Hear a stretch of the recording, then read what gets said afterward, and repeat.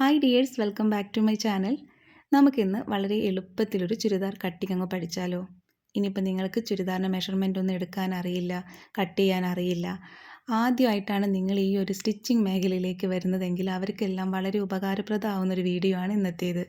ആദ്യമൊക്കെ ഞാൻ ചുരിദാർ സ്റ്റിച്ച് ചെയ്യാൻ വേണ്ടിയിട്ട് മെഷർമെൻ്റ് ഒന്നും എടുക്കുന്നുണ്ടായിരുന്നില്ല.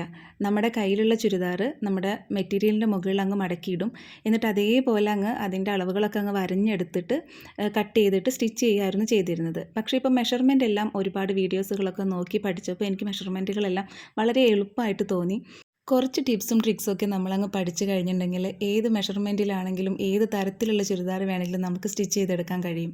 നമ്മൾ സാധാരണ ചുരിദാറിൻ്റെ മെറ്റീരിയൽ കട്ട് ചെയ്യാൻ വേണ്ടിയിട്ട് മെറ്റീരിയലിനെ നാലാക്കി മടക്കിയിട്ട് അങ്ങ് ഇടുകയല്ലേ ചെയ്യുക. പക്ഷേ ഇന്ന് ഈ ഒരു മെറ്റീരിയൽ നമുക്ക് അതുപോലെ മടക്കിയിടാൻ പറ്റില്ല. കാരണം നമ്മുടെ ചുരിദാറിൻ്റെ ഈ ഒരു മെറ്റീരിയലിൽ അത്യാവശ്യം നല്ലൊരു ഡാമേജ് വന്നിട്ടുണ്ട്. നമുക്കതുകൊണ്ട് നാലാക്കിയിട്ട് മടക്കിയിട്ട് അത് കട്ട് ചെയ്ത് കഴിഞ്ഞിട്ടുണ്ടെങ്കിൽ നല്ല ബോറായിട്ട് തോന്നും. കണ്ടോ, ഈ ഒരു ഭാഗത്താണ്, അത് വീഡിയോയിൽ അത്ര ക്ലിയർ ആയിട്ട് കാണുന്നില്ല, പക്ഷേ അവിടെ ഇങ്ങനെ നൂല് ഇങ്ങനെ ഇടവിട്ടിട്ടാണ് വന്നിരിക്കുന്നത്. അതെന്തോ അവിടെ നമ്മൾ ശ്രദ്ധിച്ചില്ല, നമുക്ക് ശ്രദ്ധിക്കാനും പറ്റില്ല. കാരണം ഇതുപോലെ മെറ്റീരിയൽസ് നമ്മൾ ബിറ്റായിട്ട് മേടിക്കില്ലേ, ചുരിദാറിൻ്റെ പാൻറ്റും ഷാളും എല്ലാം കൂടിയിട്ട് അങ്ങനെ വാങ്ങിക്കുമ്പോൾ നമുക്കിത് അങ്ങനെ ശ്രദ്ധയിൽ പെടില്ല. അപ്പോൾ എന്തായാലും ഞാൻ ഈ ഒരു മെറ്റീരിയൽ എങ്ങനെയാണ് കട്ട് ചെയ്തെടുക്കുന്നതെന്ന് പറഞ്ഞുതരാം.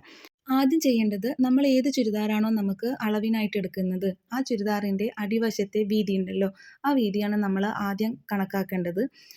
എനിക്കൊരു 23 അടിവശത്തെ ആ ഒരു വീതി വന്നിട്ടുണ്ടായിരുന്നത്. അതിൻ്റെ കൂടെ നമ്മൾ 3 ഇഞ്ച് തയ്യൽ തുമ്പ് കൊടുക്കുക. 3 ഇഞ്ച് തയ്യൽ തുമ്പ് കൊടുക്കുന്നത് എന്തിനാണെന്ന് വെച്ചിട്ടുണ്ടെങ്കിൽ രണ്ട് സൈഡിലും കൂടിയിട്ട്. അപ്പോൾ 1.5 + 1.5 3, അങ്ങനെ 3, അപ്പോൾ 23 + 3 26 ഇഞ്ചാണ് ഞാൻ അടിവശത്തെ അളവായിട്ട് എടുക്കുന്നത്. ഇതുപോലെ അടിവശം 26 ഇഞ്ച് നമ്മൾ അളന്നിട്ട് കട്ട് ചെയ്തെടുക്കുക.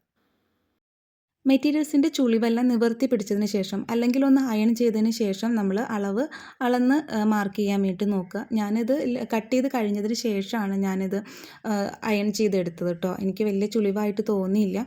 പിന്നെ ഞാനിങ്ങനെ മാർക്ക് ചെയ്യുമ്പോൾ കുറച്ച് വലിച്ചു പിടിച്ചിട്ടാണ് ഞാൻ മാർക്ക് ചെയ്തത്. അപ്പോൾ ഇതുപോലെ സ്കെയിലുണ്ടെങ്കിൽ നമുക്ക് പെട്ടെന്ന് തന്നെ ലൈൻ ഇട്ട് കൊടുക്കാൻ വേണ്ടി പറ്റും. കുട്ടികളുള്ള വീട്ടിൽ സ്കെയിലുകളൊക്കെ മിക്കവാറും പൊട്ടിയിട്ടൊക്കെ ആവും കിടക്കുന്നുണ്ടായിരിക്കുക. അപ്പോൾ ഇതേ ഞാൻ ഒരു വശത്തെ അളവ് ഞാൻ മാർക്ക് ചെയ്തെടുത്തിട്ടുണ്ട്. ഇതിപ്പോൾ നമുക്ക് ബാക്ക് വശമായിട്ടോ ഫ്രണ്ട് വശമായിട്ടോ ഒക്കെ എടുക്കാം. അപ്പോൾ നമുക്ക് ഒരു വശം കൂടി ഇതുപോലെ 26 ഇഞ്ച് മാർക്ക് ചെയ്തിട്ട് നേരത്തെ കട്ട് ചെയ്തെടുത്ത പോലെ കട്ട് ചെയ്തെടുക്കണം. 26 ഇഞ്ച് മാർക്കിങ്ങിൽ നമ്മൾ രണ്ടാമത്തെ വശവും കട്ട് ചെയ്തിട്ട് എടുത്തിട്ടുണ്ട്. ഇനി നമ്മുടെ ബാലൻസ് വരുന്ന ഈ ഒരു കഷ്ണം ഉണ്ടല്ലോ, ഈ ഒരു മെറ്റീരിയലിൻ്റെ ഈ ഒരു ഭാഗം നമുക്ക് കയ്യിന് കട്ട് ചെയ്യാനൊക്കെ വേണ്ടിയിട്ട് മാറ്റി വെക്കാം.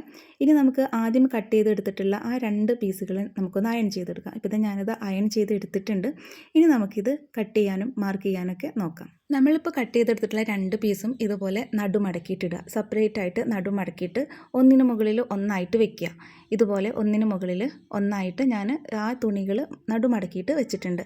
അത് തെന്നിപ്പോവാതിരിക്കാൻ വേണ്ടിയിട്ട് ഒരു പിന്നും കൂടെ വെച്ചിട്ടുണ്ട് കേട്ടോ. ഇനി നമ്മളിതിൻ്റെ മുകളിൽ ഇതുപോലെ ഒന്ന് മാർക്ക് ചെയ്ത് കൊടുക്കുക. ഇനി നമുക്ക് ഷോൾഡറിൻ്റെ മെഷർമെൻ്റ് ഒന്ന് മാർക്ക് ചെയ്ത് കൊടുക്കാം.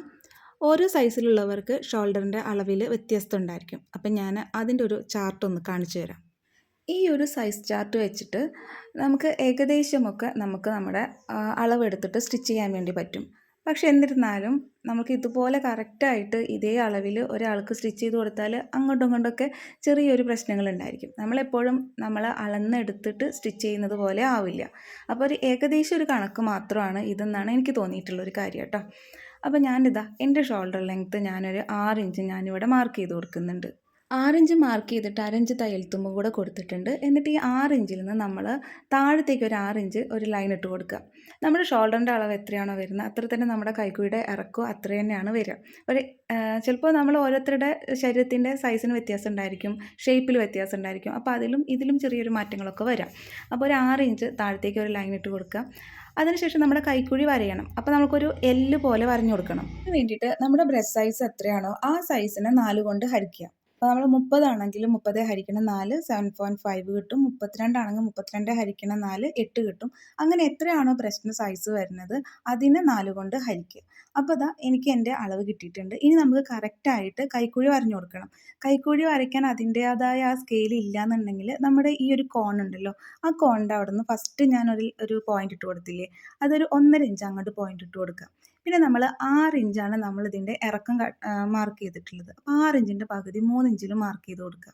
പിന്നെ നമ്മളിപ്പോൾ നമ്മുടെ ആ ഒരു സൈസിനെ 4 കൊണ്ട് ഹരിച്ച ആ ഒരു പോയിന്റ് ഉണ്ടല്ലോ, ആ ഒരു പോയിന്റ്. പിന്നെ നമ്മളൊരു 1.5 ഇഞ്ച് തയ്യൽ തുമ്പ് കൂടെ ഇട്ട് കൊടുത്തു.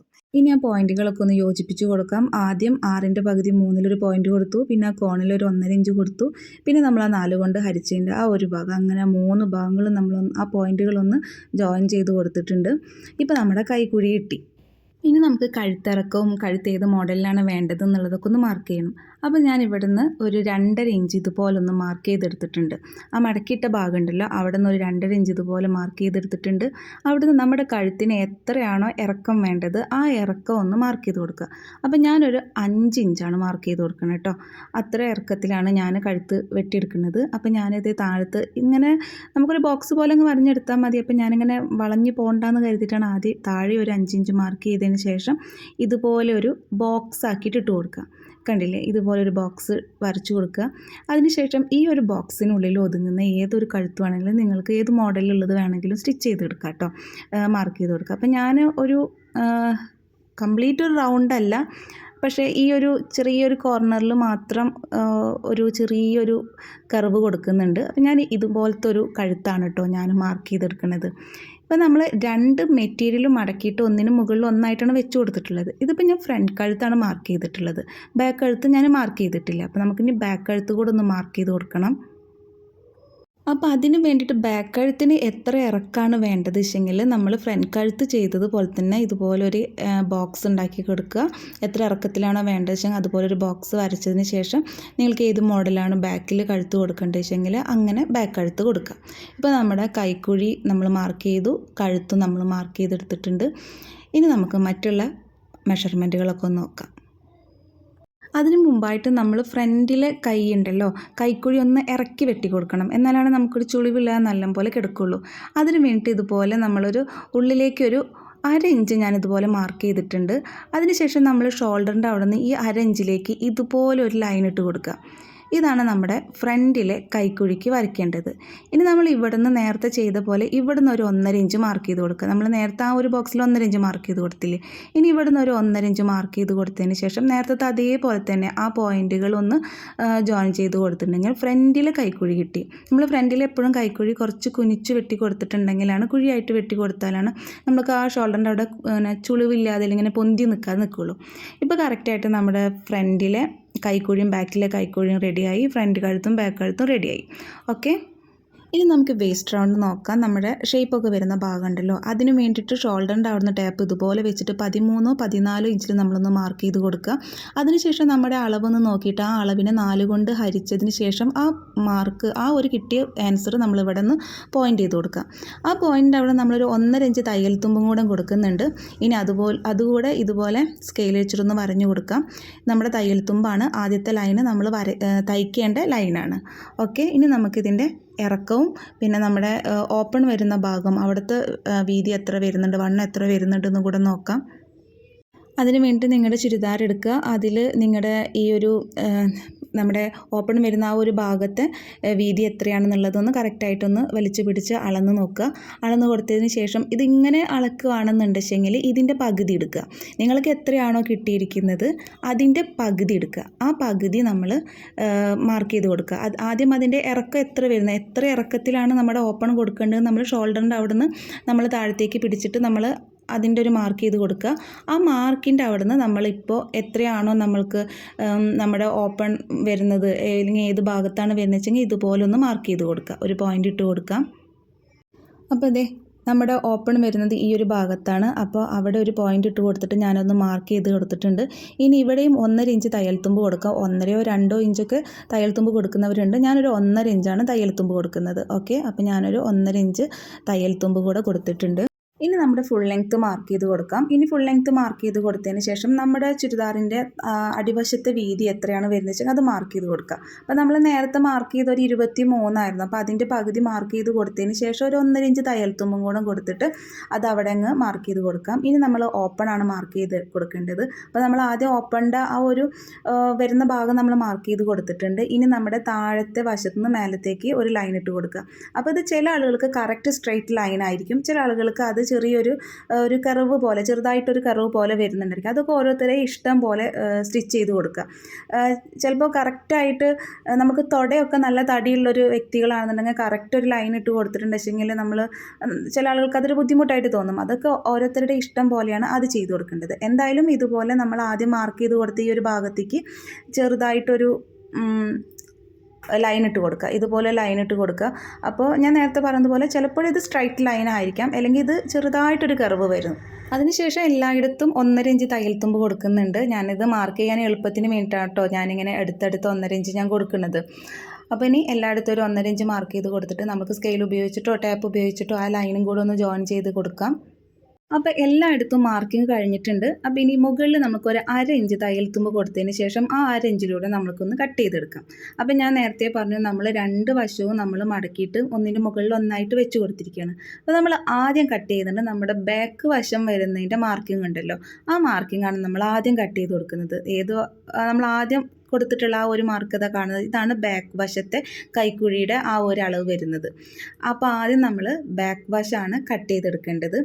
കൈക്കുഴി വെട്ടിയതിന് ശേഷം നമ്മുടെ ഷേപ്പാണ് കട്ട് ചെയ്ത് മാറ്റുന്നത്. ഇപ്പോൾ നമ്മൾ ബാക്കിലെ കൈക്കുഴി മാത്രമാണ്, ബാക്ക് സൈഡിലെ കൈക്കുഴി മാത്രമാണ് കട്ട് ചെയ്തിട്ടുള്ളത്. ഇനി നമുക്ക് ഫ്രണ്ട് സൈഡത്തെ കൈക്കുഴി കൂടെ ഒന്ന് വെട്ടി മാറ്റണം. അപ്പോൾ അതിന് വേണ്ടിയിട്ട് നമ്മൾ മെറ്റീരിയൽ ശ്രദ്ധിച്ച് പിടിക്കുക. നമ്മൾ ഒരിക്കലും രണ്ട് മെറ്റീരിയലും കൂടെ ഒരുമിച്ച് പിടിച്ചിട്ടുണ്ടെങ്കിൽ നമ്മുടെ മെഷർമെൻറ്റിൽ മാറ്റം വരും.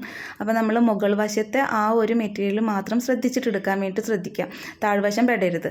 എന്നിട്ട് ഇനി നമ്മൾ ആദ്യം മാർക്ക് ചെയ്തിട്ടുണ്ടല്ലോ ഫ്രണ്ടിലെ ആ ഒരു ഭാഗത്തിന് വേണ്ടിയിട്ടുള്ള കൈക്കുഴി ഉണ്ടല്ലോ, അതൊന്ന് ശ്രദ്ധിച്ചിട്ട് അതും കൂടെ ഒന്ന് വെട്ടി മാറ്റാം.